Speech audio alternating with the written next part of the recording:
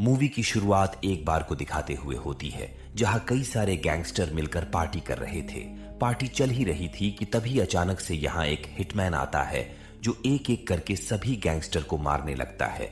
इन सारे गैंगस्टर के बीच अब भगदड़ मच जाती है। कुछ गैंगस्टर यहाँ से भागने की कोशिश करते हैं तो कुछ लोग उस हिटमैन को मारने की कोशिश करते हैं, लेकिन वो हिटमैन इतना ज्यादा तेज है कि उसके बंदूक से निकलने वाली एक भी गोली वेस्ट नहीं जाती और देखते ही देखते वो हिटमैन सारे गैंगस्टर को मारकर यहाँ से चला जाता है। इस हिटमैन को लोग फेबल के नाम से जानते हैं। फेबल बहुत ही फुर्तीला और हाईली ट्रेन्ड असैसिन है जो बिना हथियार के किसी भी इंसान को केवल 6 सेकंड में मार सकता है। यहाँ से निकलते समय वो अपनी एक पार्टनर से मिलता है, जिसके बाद वो दोनों अपने बॉस के पास आते हैं। यहाँ हमें पता चलता है कि इस हिटमैन का पार्टनर और उसका बॉस केवल यही 2 लोग ऐसे हैं जो फेबल की सच्चाई जानते हैं और बाकी किसी को भी नहीं पता कि आखिर फेबल कौन है और कैसा दिखता है, क्योंकि ये अपने मिशन के दौरान हमेशा एक नकाब पहनता है।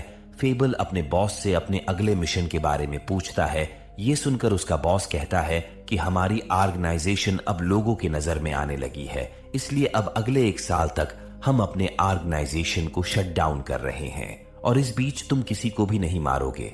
बॉस इन दोनों को एक नई आइडेंटिटी देता है और कहता है कि आने वाले 1 साल तक तुम दोनों को ओसाका सिटी में एक भाई बहन की तरह रहना होगा ताकि तुम लोगों पर कोई शक ना करे। फेबल ने आज से पहले कभी भी एक नॉर्मल लाइफ नहीं जी थी, जिस वजह से ऐसा करना उसके लिए थोड़ा चैलेंजिंग होने वाला था। बॉस कहता है कि ओसाका सिटी में एक गैंग है जो वहां तुम्हारे रहने का सुविधा कर देगी। लास्ट में बॉस फेबल से कहता है कि याद रहे आने वाले 1 साल तक तुम एक नॉर्मल इंसान की तरह जीने वाले हो और याद रहे अगर इस बीच तुमने किसी को भी मारा तो मैं तुम्हें जिंदा नहीं छोड़ूंगा। इसके बाद हम उसी जगह को देखते हैं जहां फेबल ने उन गैंगस्टर को मारा था। यहाँ पर इन्वेस्टिगेशन करने के लिए 2 लोग आते हैं। ये दोनों कॉन्ट्रैक्ट किलर है। छानबीन करते समय इन्हें पता चलता है कि ये सब करने वाला शूटर बहुत ही ज्यादा शार्प है, क्योंकि उसकी एक भी गोली वेस्ट नहीं हुई है और कहीं कहीं पर तो उसने एक गोली से 2 लोगों को भी मारा है। इनमें से एक कहता है कि शायद इन लोगों को अर्बन लेजेंड फेबल ने मारा है। ये सुनकर दूसरा कहता है कि हमने केवल फेबल की कहानियां सुनी है और क्या वो सच में एग्जिट भी करता है या नहीं। दोनों यहाँ सोचते हैं कि अगर फेबल सच में एग्जिट करता है तो हम उसे ढूंढ कर मारेंगे, जिसके बाद हम खुद अर्बन लेजेंड बन जाएंगे। अब इन दोनों का मिशन फेबल को ढूंढकर उसे खत्म करने का है, ताकि उसे मारने के बाद ये दोनों खुद जापान के सबसे बड़े कॉन्ट्रैक्ट किलर बन सके। इसके बाद हम उसी गैंग को देखते हैं जिनके पास फेबल रहने के लिए आ रहा था। फेबल को आने से ये लोग थोड़ा परेशान थे, क्योंकि उन्हें पता है कि वो कितना ज्यादा खतरनाक है। इसके बाद गैंग का कैप्टन एबिहारा फेबल और उसकी पार्टनर को एक अपार्टमेंट में शिफ्ट करता है। रात में फेबल अपनी पार्टनर के साथ बाहर घूम रहा था कि तभी यहाँ 2 थग्स आते जो इन्हें परेशान करने लगते हैं। फेबल के बॉस ने उसे किसी भी इंसान के सामने अपनी फाइटिंग स्किल्स को दिखाने से मना किया था, इसीलिए वो चुपचाप उनसे पिट जाता है। थग्स को जाने के बाद यहाँ एक लड़की आती है। वो लड़की फेबल की मदद करती है और फिर वो यहाँ से चली जाती है। यहाँ हमें पता चलता है कि फेबल भले ही एक हाईली ट्रेन्ड असैसिन है, लेकिन उसकी कुछ हरकतें एक बच्चे जैसी है, जैसे कि अगर खाने की कोई चीज थोड़ी गर्म है तो वो उसे नहीं खा पाता। और जापान के एक टीवी शो का कॉमेडियन है जिसका नाम जैकल है, वो फेबल को बहुत ही फनी लगता है, इसलिए वो उसके शो को एक बच्चे की तरह एंजॉय करता है। अगले दिन गैंग का कैप्टन इबिहारा फेबल से मिलने आता है और वो उसे अपने साथ एक खुफिया जगह पर ले जाता है। यहाँ वो उसे एक आदमी को दिखाता है और बताता है कि वो आदमी एक एक्स रेसलर है जिसने अपनी जिंदगी में बहुत सारे गलत काम किए हैं। एबिहारा कहता है कि मैंने सुना है कि फेबल किसी भी इंसान को 6 सेकंड में मार सकता है, इसलिए आज मैं तुम्हारी उस काबिलियत को देखना चाहता हूं। तुम जाओ और उस रेसलर को मार कर आओ। अब ना चाहते हुए भी फेबल उस रेसलर से लड़ने जाता है और वो केवल 3 ही सेकंड में उसे अधमरा कर देता है। इबिहारा रेसलर को जान से मारने का आर्डर देता है, लेकिन फेबल ऐसा करने से मना कर देता है। वो बताता है कि मुझे 1 साल तक एक आम इंसान की तरह जीना है और इस बीच मैं किसी को भी नहीं मारूंगा। ये सुनकर इबिहारा खुद ही उस रेसलर को शूट कर देता है। इसके बाद वो दोनों एक बार में आते हैं। इबिहारा यहाँ अपने एक आदमी के बारे में बताता है जिसका नाम कोजिमा है। कोजिमा अपनी गर्लफ्रेंड के मर्डर केस के इल्जाम में पिछले 8 सालों से जेल में है, लेकिन कल वो जेल से छूटने वाला है और वो मेरे छोटे भाई के जैसा है। इसके बाद हम कोजिमा को देखते हैं जो जेल से छूटने के बाद सबसे पहले अपने एक बिजनेस पार्टनर से मिलने आता है। वो अपने पार्टनर से बहुत गुस्सा है क्योंकि पिछले 8 सालों में कभी भी वो जेल में उससे मिलने नहीं आया और ना ही उसने इसके हिस्से का पैसा उसे लौटाया। यहाँ कोजिमा को पता चलता है कि उसका पार्टनर अब लड़कियों की तस्करी करता है। यहाँ उसे एक एडल्ट मैगजीन मिलती है जिसके ऊपर उसी लड़की की फोटो थी जो उस रात फेबल की मदद कर रही थी। कोजिमा अपने पार्टनर से इस लड़की के बारे में पूछता है तो वो उसे बताता है कि ये लड़की पहले मेरे एडल्ट मैगजीन्स के लिए काम करती थी, लेकिन अब वो ये काम पूरी तरह से छोड़ चुकी है। मैं कई दिनों से कोशिश कर रहा हूँ उसे वापस काम पर लाने के लिए, लेकिन वो किसी भी शर्त पर यह काम दोबारा नहीं करना चाहती। दरअसल इस लड़की का नाम मिसाकी है, जिसकी फाइनेंशियल कंडीशन ठीक नहीं होती। अपने माँ के इलाज के लिए उसे पैसों की जरूरत थी, इसलिए उसने एडल्ट मैगजीन के लिए भी काम किया था।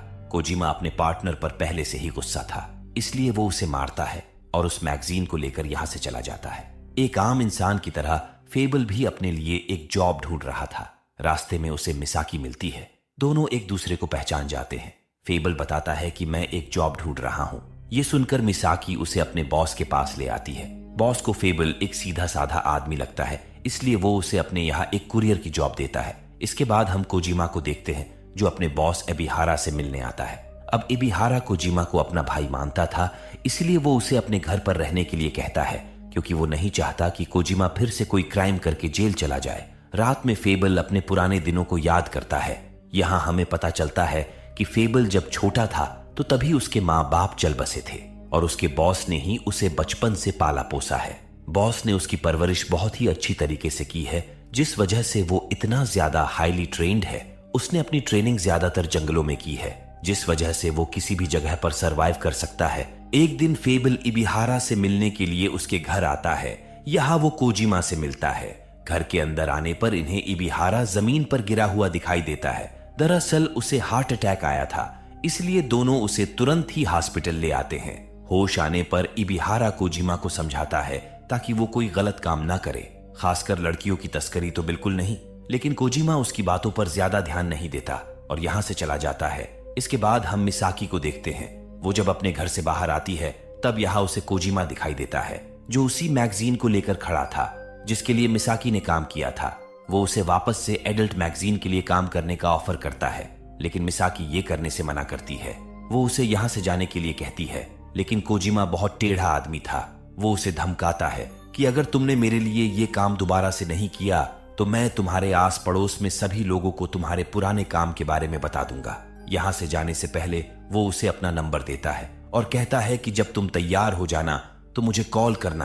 कोजिमा को जाने के बाद मिसाकी अपसेट हो जाती है, क्योंकि किसी तरह से उसने अपनी पुरानी जिंदगी को भुलाकर अपनी नई शुरुआत की थी, लेकिन अब उसके सामने एक नई मुसीबत आकर खड़ी हो गई।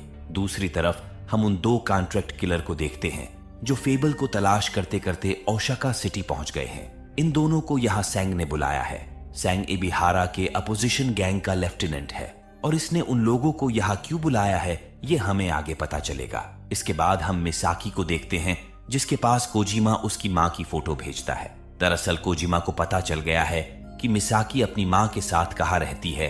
एक दिन मिसाकी फेबल को अपने साथ डिनर पर इनवाइट करती है। दरअसल मिसाकी अंदर ही अंदर फेबल को पसंद करती है, लेकिन वो ये बात उससे कह नहीं पाती। मिसाकी उससे उसके बचपन के बारे में पूछती है तो फेबल उसे सारी चीजें बताता है। मिसाकी की बातों से उसे लगता कि शायद ये परेशान है, इसीलिए वो उससे उसका कारण पूछता है।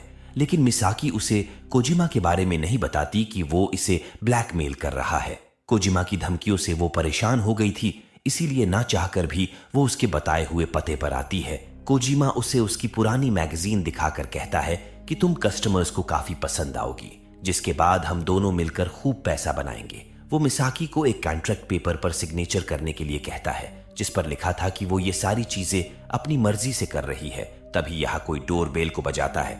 कोजिमा देखने जाता है कि बाहर कौन है, जिसके बाद ये सीन यहीं पर कट को जाता है। अगले सीन में हम एबिहारा को देखते हैं जो घबराया हुआ फेबल के घर उससे मिलने आता है। वो बताता है कि मैं काफी देर से कोजिमा को कॉल कर रहा हूं, लेकिन वो कॉल नहीं पिक कर रहा, इसलिए मुझे लगता है कि शायद किसी ने उसे किडनैप किया है। एबिहारा यहाँ ये भी बताता है कि मुझे खबर मिली है कि मेरे राइवल गैंगस्टर सैंग ने टोक्यो से कुछ शार्प शूटर्स को बुलाया है। पहले तो फेबल उसकी मदद करने के लिए तैयार नहीं होता, लेकिन उसके बार बार रिक्वेस्ट करने पर वो तैयार हो जाता है। वो एबिहारा की कार लेकर कोजिमा के घर आता है। यहाँ पहुंचने के बाद वो अपनी इमेजिनेशन से इस पूरे क्राइम सीन को समझता है। काजिमो के घर पर उसे मिसाकी की मैगजीन और वो कॉन्ट्रैक्ट पेपर भी मिलता है। ये सारी चीजें देखकर वो समझ जाता है कि कोजिमा के साथ साथ मिसाकी को भी किडनैप किया गया है।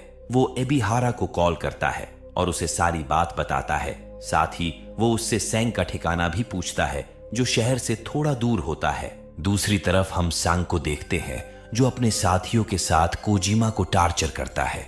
दरअसल जेल से छूटने के बाद कोजिमा ने अपने जिस पार्टनर को मारा था, वो आदमी सांग के लिए काम करता था। सांग को लगता है कोजिमा ने उसके आदमी को इबिहारा के कहने पर मारा था। दूसरी तरफ फेबल उन किडनैप हुए 2 लोगों को छुड़ाने के प्लान बनाता है, और जब ये बात उसकी पार्टनर को पता चलती है, तब वो उसे अपने बॉस की बात याद दिलाती है और उसे ऐसा करने से मना करती है। फेबल उसे बताता है कि कोजिमा के साथ साथ मिसाकी भी किडनैप हुई है, और जब से मैं इस शहर में आया हूं तब से मिसाकी ने मेरी बहुत हेल्प की है, और वो एक बहुत ही अच्छी लड़की है। ये सुनने के बाद वो भी फेबल की मदद करने के लिए तैयार हो जाती है।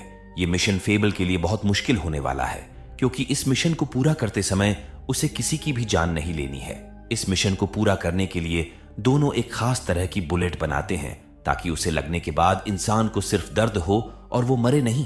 काफी मेहनत करने के बाद ये उन बुलेट्स को बना लेते हैं। उधर हम फेबल के बॉस को देखते हैं, जिसे सब कुछ पता चल गया है। वो एबिहारा से मिलने के लिए हॉस्पिटल में आता है। बॉस उसे धमकाते हुए कहता है कि तुम्हें इस काम के लिए फेबल को राजी नहीं करना चाहिए था, क्योंकि अगर इस मिशन में उसने किसी की भी जान ली तो मैं उसे मार दूंगा। दूसरी तरफ फेबल अपनी पार्टनर के साथ सैंग के ठिकाने पर पहुंच जाता है। वो अपनी पार्टनर को बाहर ही रोकता है और खुद अकेला अंदर जाता है। सैंग का एक आदमी एक कमरे में मिसाकी के साथ जबरदस्ती कर रहा था कि तभी यह फेबल आता है और उसे बचा लेता है। अब क्योंकि फेबल ने नकाब पहन रखा था, इसलिए मिसाकी उसे पहचान नहीं पाती। टोक्यो से आए वो शार्प शूटर बहुत ही एक्सीडेंट थे, क्योंकि आज उनका सामना अर्बन लेजेंड फेबल से होने वाला था। फेबल मिसाकी को एक सेफ जगह पर रुकने के लिए कहता है, जिसके बाद वो कोजिमा को बचाने के लिए निकल जाता है। गैंगस्टर ने कोजिमा को गोडाउन के बीच में एक कुर्सी से बांध कर रखा था, ताकि फेबल जैसे ही यहां आए तो वो उसे मार दे। लेकिन फेबल उनकी सोच से कहीं ज्यादा स्मार्ट है। वो यहां आता है और सैंग के आदमियों को एक एक करके मारने के बाद कोजिमा को बचा लेता है। वो कोजिमा को उसी जगह पर छुपाता है जहां उसने मिसाकी को छुपाया था। लेकिन कोजिमा की बेवकूफी की वजह से गैंगस्टर को पता चल जाता है कि वो कहां है, जिसके बाद उन गैंगस्टर और फेबल के बीच एक लंबी फाइट शुरू हो जाती है। फाइट के दौरान फेबल कोजिमा को भी पिटता है, क्योंकि वो अपनी बेवकूफियों की वजह से फेबल की मुश्किलें बढ़ रही थी। टोक्यो से आया एक शूटर मिसाकी को पकड़ने के लिए उसके पीछे जाता और दूसरा फेबल से लड़ने उसके पास जाता है। उन दोनों के बीच फायरिंग होती है, जिसके बाद दोनों की बंदूक अचानक से एक दूसरे से बदल जाती है और लास्ट में दोनों एक दूसरे को शूट कर देते हैं। शूटर के पास फेबल की बंदूक थी, जिसमें नकली बुलेट्स थी, इसलिए फेबल को कुछ भी नहीं होता। और फेबल ने उस शूटर को उसके बंदूक से उसे ऐसा मारा था कि गोली उसे छूकर निकल गई थी, जिस वजह से वो भी जिंदा बच जाता है। दूसरी तरफ फेबल की पार्टनर मिसाकी को उस दूसरे शूटर से बचाती है। सैंग के सारे आदमियों को मारने के बाद फेबल दोनों को बचाकर यहां से ले जाता। वो एबिहारा के एक आदमी के साथ मिसाकी को उसके घर पर ड्रॉप करवाता है और कोजिमा को लेकर वो खुद इबिहारा के पास आता है। इबिहारा को अब कोजिमा की सच्चाई पता चल जाती है। वो उससे काफी नाराज है। वो उससे कहता है कि मैंने तुम्हें समझाया था कि तुम कभी लड़कियों की तस्करी जैसा घटिया काम मत करना, लेकिन तुमने मेरी बात नहीं मानी। कोजिमा उसके सामने काफी गिड़गिड़ाता है और माफी मांगता है, लेकिन इबिहारा जानता है कि कोजिमा कभी भी नहीं सुधरेगा, इसीलिए वो उसे शूट कर देता है। वो फेबल से पूछता है कि क्या मैंने कोजिमा को मारकर सही किया। ये सुनकर फेबल कहता है कि आप कोजिमा को मुझसे अच्छा जानते थे और आपको पता था कि वो कभी नहीं सुधरता, तो आपने शायद अच्छा ही किया। अगले दिन मिसाकी फेबल से मिलने उसके घर आती है।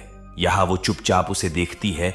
ऐसा लग रहा था कि जैसे उसे पता हो कि फेबल ने ही उसे बचाया है, लेकिन फेबल उसे अपनी सच्चाई नहीं बताता। वो आज भी अपनी आइडेंटिटी लोगों से छुपा कर रखता है।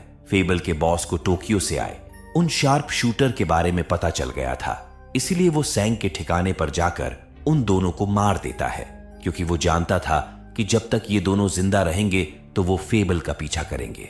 बॉस को इस बात से खुशी है कि इतने बड़े मिशन के दौरान फेबल ने किसी की भी जान नहीं ली। लास्ट में हम फेबल